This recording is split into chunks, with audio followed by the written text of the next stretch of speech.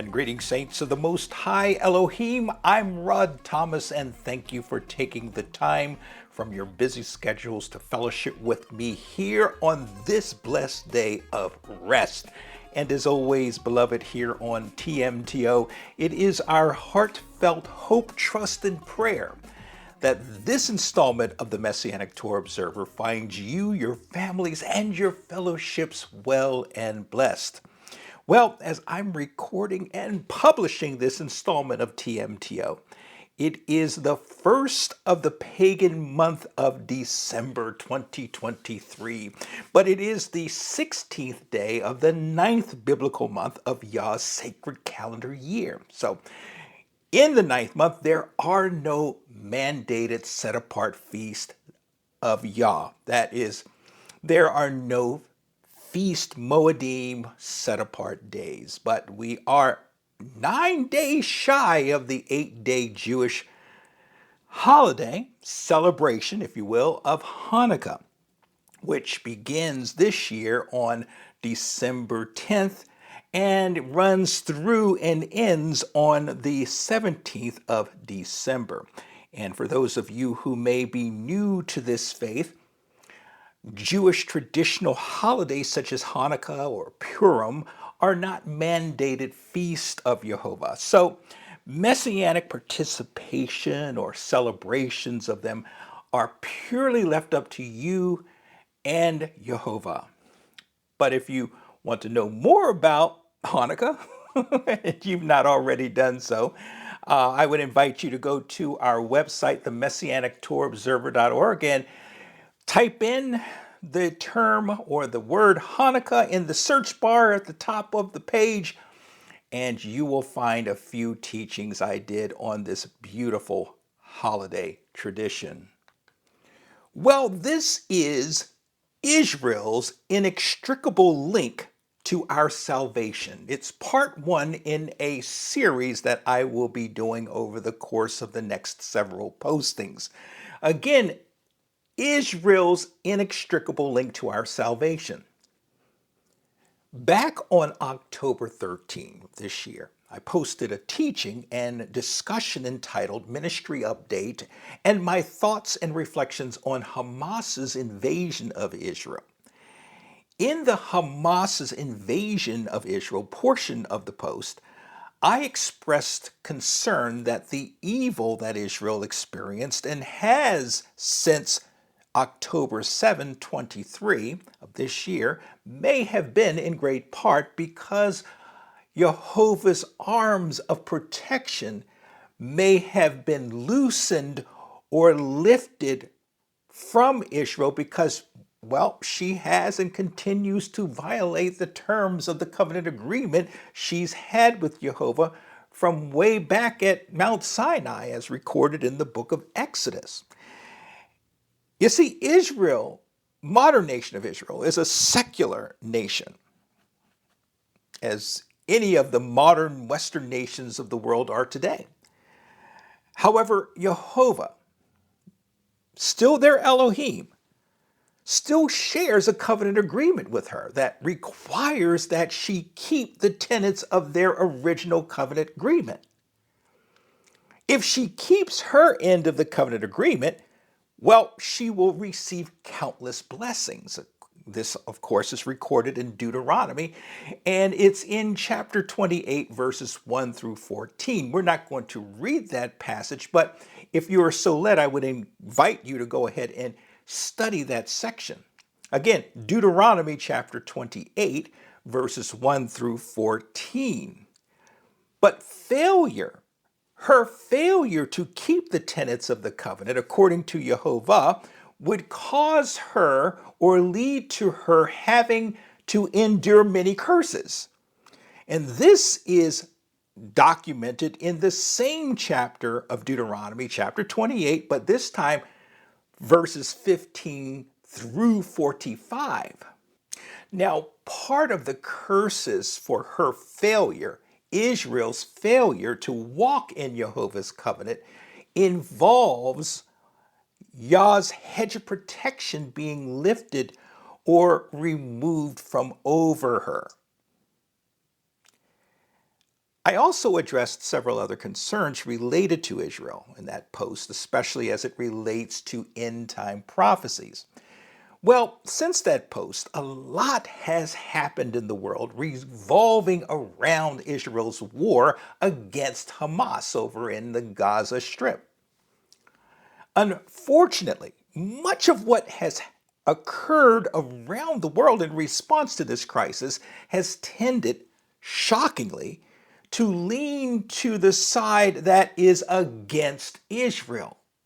Now, I'm not here to rehash world events since October 7th, since I'm pretty sure this audience is pretty much up to speed on such things. But I will make this one comment regarding the violent protest we see taking place around the world in favor of the terrorist, and that are calling for the extermination of all Jews in Israel proper and throughout the world. When we put ourselves, when the world places itself in positions where they are promoting, they are advocating for the destruction of Israel, who happen to be the only people that have a covenant relationship with the creator of the universe, hello, and political opinions aside, although I'm not a fan at all of the Zionist government of the nation state of Israel because of their extreme secularism, when the people of the Western nations, in particular the United States, engage in such ignorant and foolish behavior, engage in rebellion against Jehovah, they are cutting off their noses to spite their faces. Let us never forget, beloved, that there is a remnant. There is a true Israel, a faithful Israel in the land that we must love and pray for, regardless what our political views of the modern nation state of Israel happens to be. Also, let us not forget Jehovah's declaration to Abraham that he, Jehovah, would bless those that bless him and his descendants, as well as he would curse those that curse him and his descendants. Genesis chapter 12, verse 3. So when this nation, or for that matter, any other Western nation, calls for the extermination of Israel, and let's be honest and transparent here, and by extension, we who are Nazarene Israel, well, they are actually calling for their own destruction, which, by the way, is only adding to the mounting charges against them and the other Western nations that stand before the court of heaven. How foolish is it to call for the elimination of Jehovah's covenant people on top of the nation's moral crimes of abortion and advancement of the LGBTQ agenda? Just to name a few of this nation's trespasses against the Almighty. You're just heaping coals of fire upon yourself. Indeed, Yah's righteous judgment is coming to this nation in a terrible way. And when it finally does come, what will the nation's people of the world have to say? How can and will they defend the foolishness, the rebellious actions they've waged against Jehovah and his chosen ones? Well, they won't be able to say anything to sway Yah's righteous indignation. So, because of the broad display of anti-Semitism that has overtaken the world in the past 55 or so days, I was led to conduct this teaching series on Israel's inextricable link to humanity's salvation. So, what do I mean by Israel's inextricable link to humanity's salvation? Well, quite frankly, without Israel, There is no salvation to be had by anyone, as shocking as that may sound. It was in the spring of 27 of the Common Era, 27 AD, when Yeshua, attempting to avoid a premature confrontation with the Jewish religious establishment in Jerusalem, packed up, gathered his disciples, and departed Judea for the Galilee. Now, the trip required him to transit Samaria or Shamaron. And this is all recorded in John chapter 4, verses 1 through 4. And this was a trip of around or about 70 or so miles. Well, one of the first cities in Samaria that he transited through on this trip was Shechem, which is in Samaria. As the story goes, Yeshua, tired from his journey, sat by Jacob's well while his disciples went on to another Samaritan city to purchase provisions. John chapter 4, verses 5 and 6, and by extension, Genesis chapter 33, verse 19, which gives you a background on Samaria and Shechem and Jacob's well. Well, it just so happened that a woman of Samaria came to draw water from the well where Master Yeshua had sat down to rest. The master was thirsty from the long journey, but unfortunately, he did not have any implements or containers in which to draw water. So he asked the woman if she would be so kind as to draw some water from the well for him to drink. John chapter 4, verse 7. Shocked that a Jew, a male Jew for that matter, would ask a Samaritan for a drink of water, much less a Samaritan woman at that, she queried Yeshua what was behind his going around the cultural norm of that day, which held that Jews had nothing to do whatsoever with Samaritans. The first century Jew, by the way, viewed and treated Samaritans as less than human. They were even referred to, Samaritans, by the Jews as dogs. John chapter 6, verse 9. This was an unfortunate mindset shared by most first century AD Orthodox Jews who not only with arrogant pride looked down upon Samaritans as being worthless beings, but this bigoted mindset applied to all non-Jews, aka Gentiles. Rabbinic Orthodox Jews firmly believed that their bigotry against non-Jews was warranted. It was justified because, according to them, the Torah instructed them to not have anything to do with any people who were not Jews. But this mindset, this treatment of Gentiles, this mistreatment of Gentiles by rabbinic Jews of the first century was a lie from the very pit of Hades itself.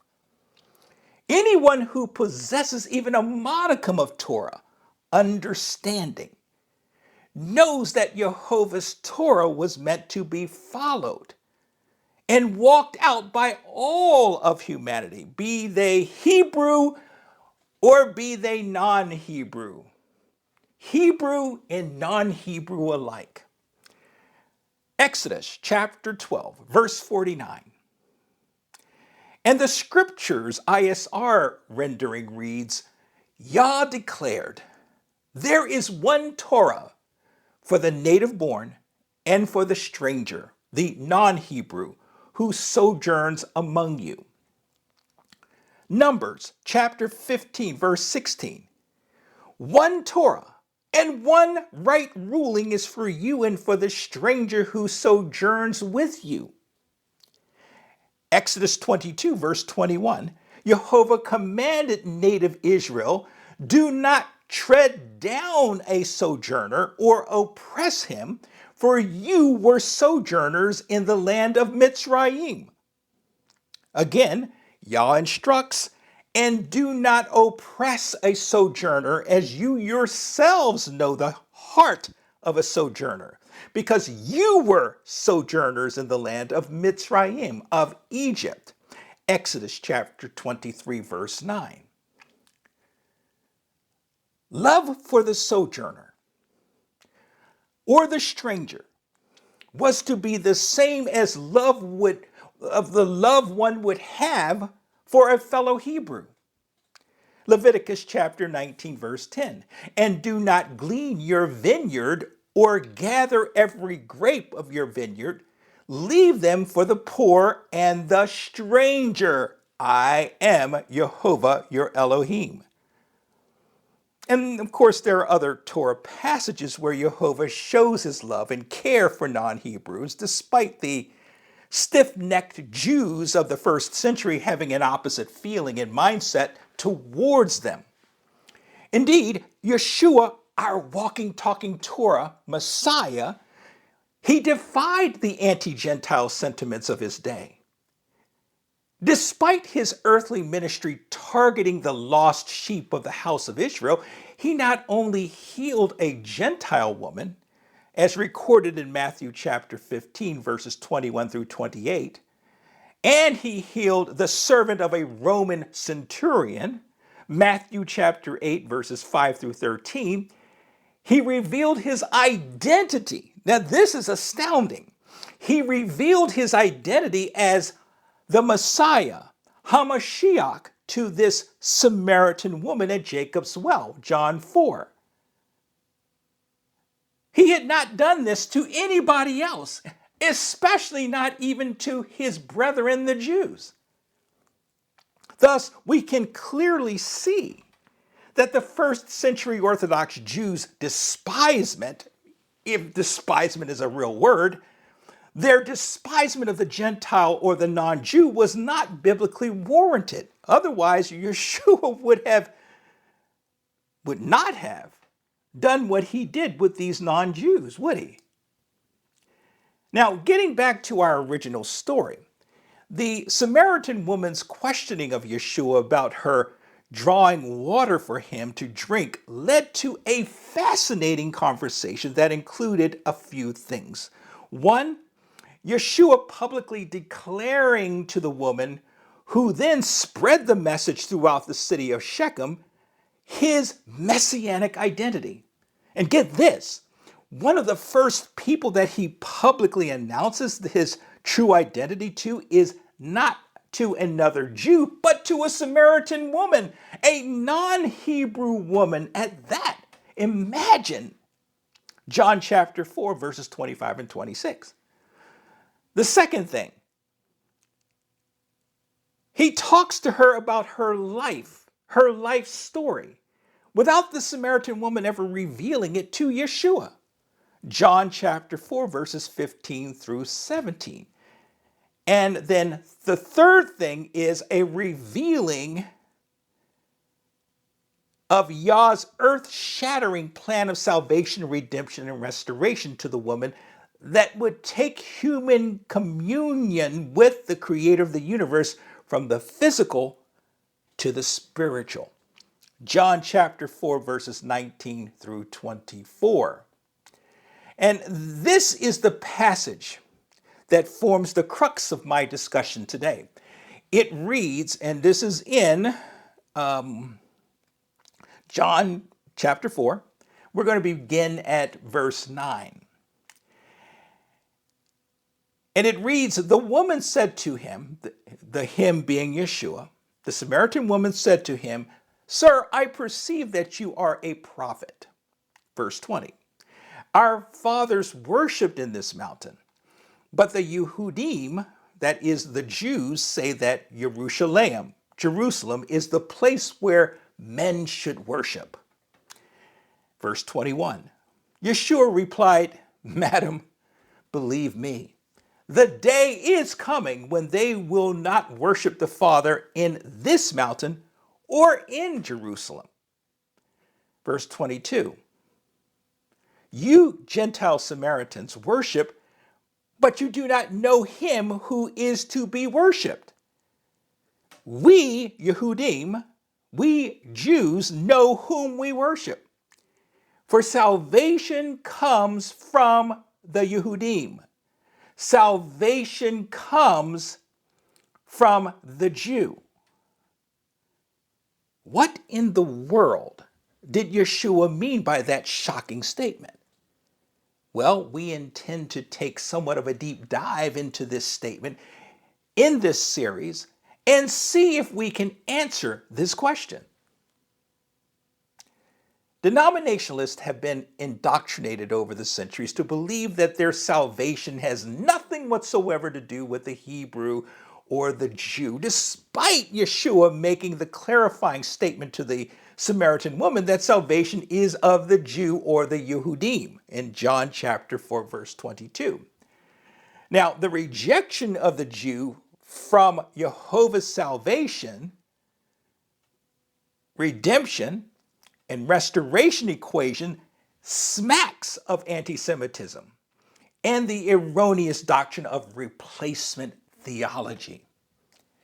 In many ways, the Samaritan woman was like so many nominal Christian believers today who believe that they and their faith hold the keys to the kingdom when she confidently declared that her religion's fathers worshiped God on Mount Gerizim, which was held as the holy mountain upon which the community worshiped Elohim. John chapter 4, verse 20. But it took Yeshua, to put the woman in her place, correcting her, informing her that her people were ignorant as it relates to the true worship of the God of Abraham, Yitzchak, and Yaakov. John chapter 4, verse 22. Clearly, the Samaritans had a head knowledge of Jehovah, but they did not possess a true and substantive relationship with him, which sadly is the same case with so many people of faith today. There are several interpretations of John chapter 4, verse 22, where Yeshua tells the Samaritan woman that salvation is of the Jew, but they all pretty much fall short of the full story that is behind what Yeshua was attempting to put forth to the woman at the well. Now, the vast majority of conservative denominationalists believe that Yeshua, in his statement that salvation is of the Jew, was referring to two sides of a spiritual equation that directly involved the Jews' tenuous link to the salvation of humanity. The first side of the equation conceded Judah's preservation of the oracles of God, as stipulated in Romans chapter 3, verse 2, Hebrews chapter 5, verse 12, and 1 Peter chapter 4, verse 11, which foreshadowed Yah's ultimate plan of salvation, working first with the Hebrews and then to be worked and made accessible to all humanity under the auspices of the renewed covenant and the gospel message. The second half of that equation holds that the Messiah, the Mashiach, the Savior of the world, would descend from Judah biologically, culturally, as opposed to being descended from, say, the Samaritans or from any other Gentile non-Jewish people. And this second portion of the equation is the prevailing understanding and belief of so many in Christendom today. In making what may appear as a rather rude statement from our master, in him saying to the Samaritan woman that you Samaritans, verse 22, you worship what you do not know, John 4:22, was taking the position that he was indeed a Jew, a Yehudi, and that he and his people were correct in the manner and in the God to whom they worshiped. This, of course, suggests that the Samaritans were off in the manner of their worship and the God to whom they worship. It was not simply a question of the rote manner in which the Samaritans worshipped compared to him and his fellow Yehudi brethren, compared to Yeshua and his Jewish brethren. Rather, it was, as always the case, a question of relationship. A question of relationship. What is the relationship that the Samaritans had with the Elohim of Abraham, Yitzchak, and Yaakov compared to the relationship that Yehuda had with Jehovah Elohim?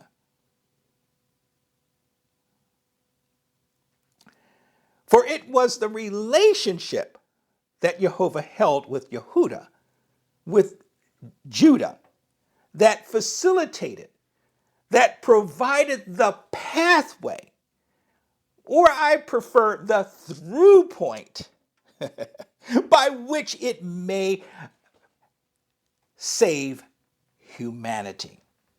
The throughput, the through point, the pathway by which it may save humanity. You see, the nature of the relationship that Judah had with Jehovah was that of covenant. Covenant. Consider how Yeshua responded to the Samaritan's question. You worship what you do not know. Now, we've spoken quite often on this program about the Hebraic concept of knowing Jehovah and knowing his ways as opposed to knowing about Jehovah and knowing about Jehovah's ways. You see, the Hebraic term for to know is yada. We've heard it mentioned in gist, on comedy shows, and some people say yada, yada, yada to imply, and so forth, and so forth, and so forth, and a lot of blubbering. Well, that is a misuse of this very critical term. If you get anything out of this post today, take with you this Hebrew term yada, Y-A-D-A, yada.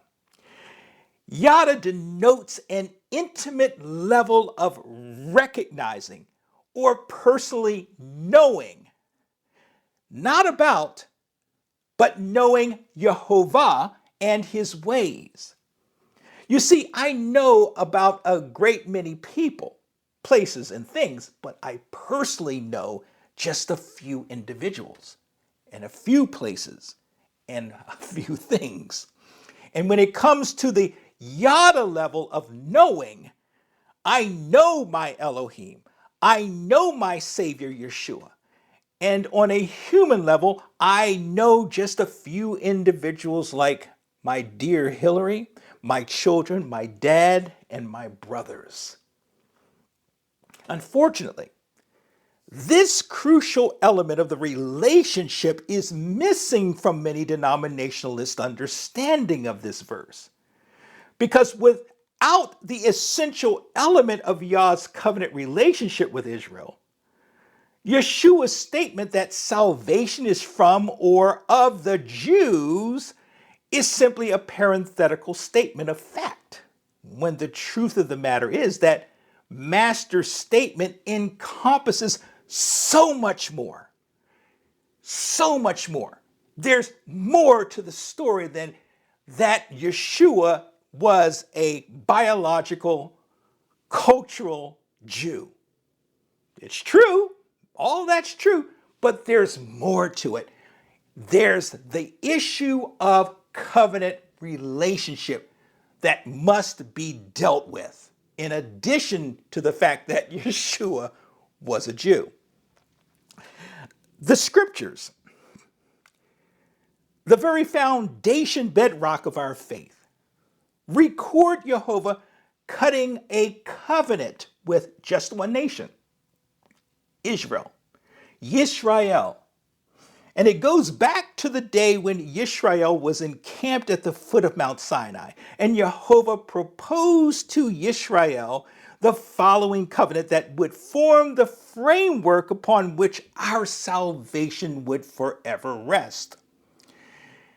Exodus chapter 19, beginning at verse 3. And we'll be reading from the Scriptures translation. And Moshe went up to Elohim, and Jehovah called to him from the mountain, saying, "This is what you are to say to the house of Jacob, and declare to the children of Israel." Verse 4.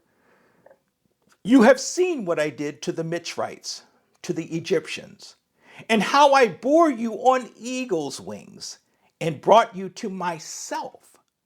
And now, if you diligently obey my voice and you guard my covenant, then you shall be my treasured possession above all the peoples. For all the earth is mine." Verse 6. "And you shall be to me a reign of priests, a set apart nation. Those are the words which you are to speak to the children of Israel." I want you to focus on the passage. "And now, if you diligently obey my voice, guard my covenant, you shall be my treasured possession above all the peoples, above all peoples on the earth. And you shall be to me a reign of priests and a set apart nation." This was the proposal, the covenant agreement that he made with Israel. It was here at the foot of the mountain of God. I was getting ready to say Mount Sinai. It's Mount Sinai, but the foot of the mountain of Jehovah, that he spoke these non-negotiable terms of his covenant agreement to Israel. And this is found in Exodus chapter 20, verses 1, all the way through chapter 23, verse 33. The terms, the full explanation of this covenant agreement he was making, that he was cutting with Israel. Israel had previously consented to the terms of this covenant agreement before Yah had even delivered it. And then, even after hearing the terms of the covenant agreement, they once again consented to it. Exodus chapter 19, verses 7 and 8, and Exodus chapter 24, verses 3 and 4, respectively. But Jehovah had Moses codify the terms of the covenant in a sefer, some people pronounce it, or simply in a book, a writing medium, such as a scroll, and sealed the covenant with blood sprinkled upon it and upon the children of Israel, the recipients of that covenant. Exodus chapter 24, verses 4 through 8. And then it was followed with a celebratory meal with the 70 elders of Israel on the Mount of Yah. Exodus chapter 24, verses 9 through 11.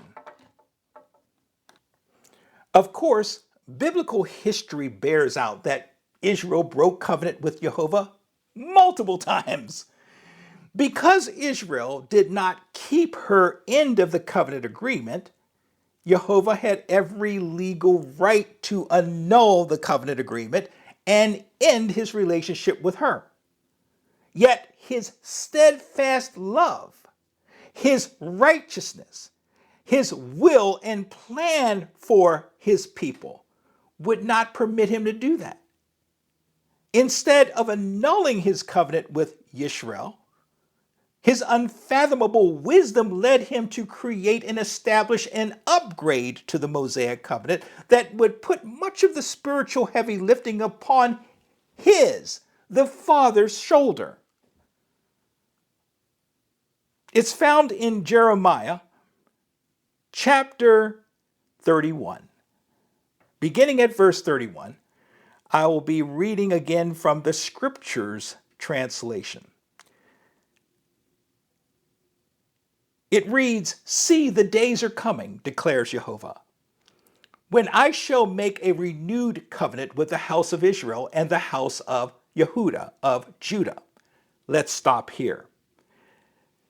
Nowhere does the Father stipulate he was making a covenant with any people outside the house of Israel and Yehuda or Judah. Period. This is crucial. This is critical information that anyone who has aspirations of making it into the kingdom of Elohim, making it into the Malchut Elohim, understands.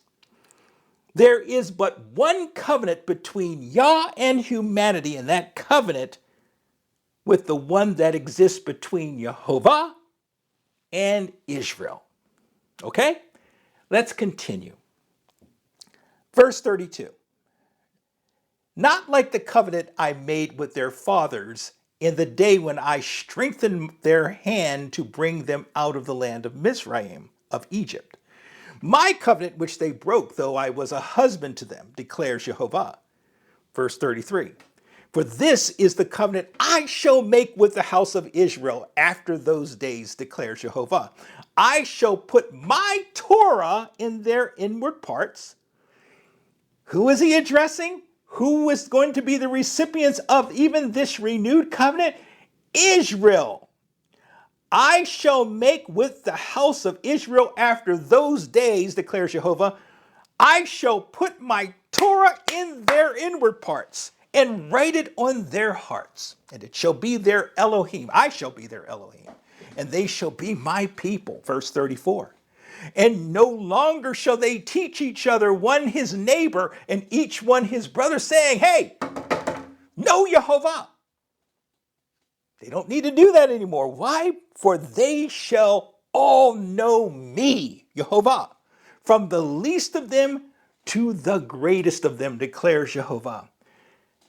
For I shall forgive their crookedness and remember their sin no more. Again, that was Jeremiah chapter 33, verses 31 through 34.